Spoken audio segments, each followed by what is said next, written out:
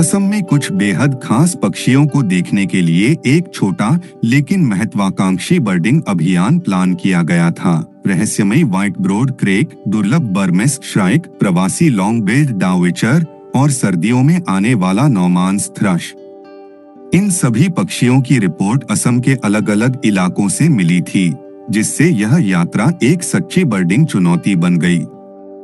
20 फरवरी की सुबह हम दिल्ली से डिब्रूगढ़ के लिए फ्लाइट लेकर निकले। ऊपरी असम पहुंचने के बाद हम गौरीसागर टैंक की ओर बढ़े, जो शिवसागर के पास स्थित एक ऐतिहासिक और विशाल वेटलैंड है। घनी हरियाली से घिरा यह जलाशय जल पक्षियों के लिए एक आदर्श आवास है। वेटलैंड जीवन से भरा हुआ था और हमारी पहली बर्डिंग साइटिंग्स यहीं से शुरू हुई। गौरीसागर टैंक के शांत पानी पर तैरते हुए कई जल पक्षियों के बीच हमें बेहद सुंदर फैल्केटेड डक दिखाई दी, जो उत्तर पूर्व भारत की सर्दियों की बर्डिंग का एक बड़ा आकर्षण मानी जाती है। यहाँ हमें 8 फैल्केटेड डक देखने को मिली। नर फैल्केटेड डक वास्तव में देखने लायक होती है।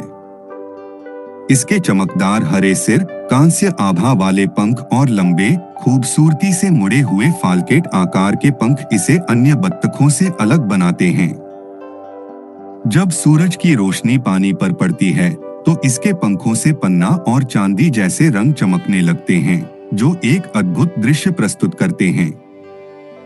यह प्रजाति पूर्वी रूस और उत्तरी चीन में प्रजनन करती है और सर्दियों के दौरान दक्षिण की ओर प्रवास करती है। इसलिए असम जैसे स्थान इनके लिए महत्वपूर्ण शीतकालीन आश्रय बन जाते हैं। मादा अपेक्षाकृत साधारण रंगों में दिखाई देती है, लेकिन उसके हल्के भूरे रंग और महीन पैटर्न उसे घास और जल वनस्पतियों के बीच शानदार छलावरण प्रदान करते हैं। इतने शांत वातावरण में फैल्केटेड डक को देखना इस बात की याद दिलाता है कि ये वेटलैंड हर साल हजारों किलोमीटर की यात्रा करने वाले प्रवासी पक्षियों के लिए कितने महत्वपूर्ण हैं। वेटलैंड में दिखाई देने वाला एक और सुंदर शीतकालीन मेहमान था यूरेशियन विजियन। इन मध्यम आकार की बत्तखों को नर के आकर्षक चेस्टनट रंग के सिर और हल्के क्रीमी रंग के मुकुट से आसानी से पहचाना जा सकता है। सुबह की रोशनी में यह रंग और भी सुंदर दिखाई देता है। इनके धूसर शरीर और गुलाबी आभा वाले सीने इन्हें और भी खास बनाते हैं। यूरेशियन विजियन आमतौर पर घास और जलीय पौधों पर भोजन करती हैं। ये गहरे पानी में गोता लगाने के बजाय पानी की सतह के पास ही भोजन खोजती हैं। गौरीसागर टैंक में इन्हें छोटे समूहों में शांति से तैरते और आसपास का निरीक्षण करते देखा जा सकता था। झील के गहरे हिस्सों में हमें खूबसूरत ग्रेट क्रेस्टेड ग्रीब भी दिखाई दी। इसकी लंबी पतली गर्दन और सिर पर बना काला डबल क्रेस्ट इसे आसानी से पहचानने योग्य बनाता है। यह पक्षी पानी में गोता लगाने का माहिर होता है। कुछ सेकंड के लिए पूरी तरह पानी के नीचे गायब होकर यह कई मीटर दूर फिर से सतह पर दिखाई देता है। इसके गर्दन के पास लालिमालिये पंख और तीखा प्रोफाइल इसे बेहद आकर्षक बनाते हैं। इसके अलावा हमने कई अन्य प्रजातियां भी दर्ज की, जिनमें फुलवस व्हिस्लिंग डक, लेजर एडजुटेंट और परिचित स्पॉटेड डव शामिल थीं। लेकिन असली रोमांच तब हुआ जब हमें अपने पहले लाइफर की एक झलक मिली, शर्मीली व्हाइट ब्रोड क्रेक, जो घनी वनस्पति के बीच से तेजी से निकलकर तुरंत ओझल हो गई। पहले दिन के अंत तक हमने 45 अलग अलग पक्षी प्रजातियां दर्ज की, जिनमें एक लाइफर भी शामिल था। क्योंकि क्रेक केवल थोड़ी देर के लिए ही दिखाई दी थी और भारत में इसकी बहुत कम रिकॉर्डिंग हुई है, इसलिए हमने अगले दिन सुबह फिर से आने का फैसला किया। दूसरा दिन 21 फरवरी 2026। योजना के अनुसार हम अगली सुबह फिर से गौरीसागर टैंक पहुंचे। वेटलैंड शांत था और सुबह की सुनहरी धूप धीरे धीरे पानी की सतह तक पहुंच रही थी।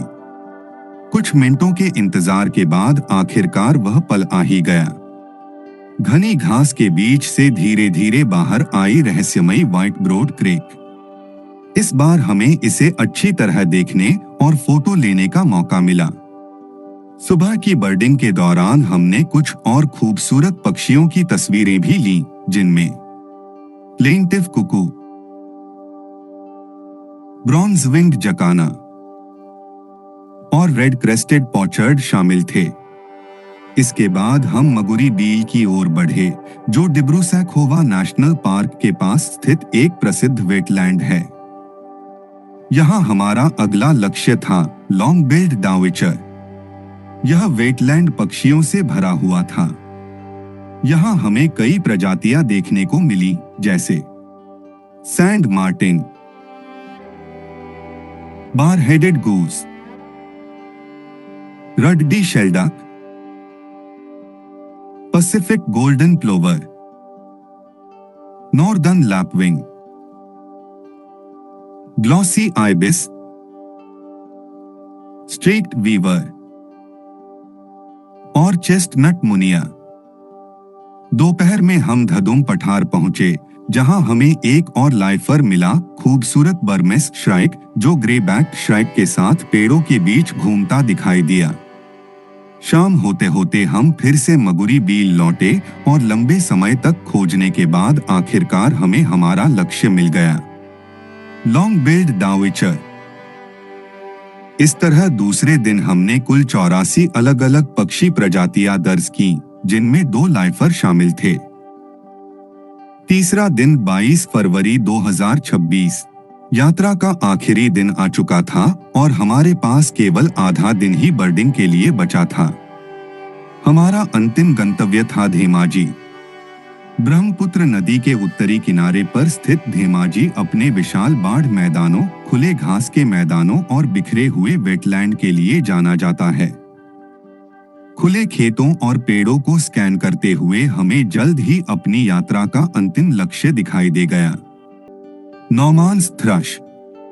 यह आकर्षक पक्षी साइबेरिया और उत्तर पूर्वी एशिया में प्रजनन करता है और सर्दियों के दौरान दक्षिण की ओर प्रवास करता है। इसके शरीर के किनारों, पूंछ और नीचे के हिस्सों में दिखाई देने वाला गर्म नारंगी जंग जैसा रंग इसे बेहद खास बनाता है। पीठ और पंखों पर बने गहरे पैटर्न इसे और भी विशिष्ट बनाते हैं। ये थ्रश आमतौर पर कीड़े-मकोड़े, केंचुए और बेरी खाते हैं और भोजन की तलाश में सूखे पत्तों को उलट-पलट करते रहते हैं।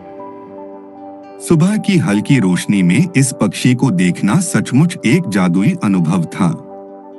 सुबह के दौरान हमने कुछ और प्रजातियां भी दर्ज की, जैसे एबरेंट बुश वॉर्बलर, डोरिया रेडस्टार्ट, इंडो चाइनीज रोलर और जंगल मैना। केवल 3 घंटे की बर्डिंग में हमने 28 प्रजातियां दर्ज की। सिर्फ 2.5 दिन की इस यात्रा में हमारी कुल सूची 102 पक्षी प्रजातियों तक पहुंच गई, जो इस छोटे से अभियान को बेहद खास और यादगार बना गई। सभी लक्षित पक्षियों को देखने के बाद हमने अपना सामान पैक किया और डिब्रूगढ़ एयरपोर्ट की ओर रवाना हुए, जहां से हमारी वापसी की फ्लाइट दिल्ली के लिए थी। धुंध से ढके वेटलैंड, विशाल बाढ़ मैदान और दुर्लभ पक्षियों के अद्भुत दर्शन असम ने एक बार फिर साबित कर दिया कि यह भारत के सबसे शानदार बर्डिंग डेस्टिनेशन में से एक है। ऐसी ही और अद्भुत बर्डिंग यात्राओं और दुर्लभ पक्षियों के लिए हमारे चैनल के साथ जुड़े रहें। देखने के लिए धन्यवाद।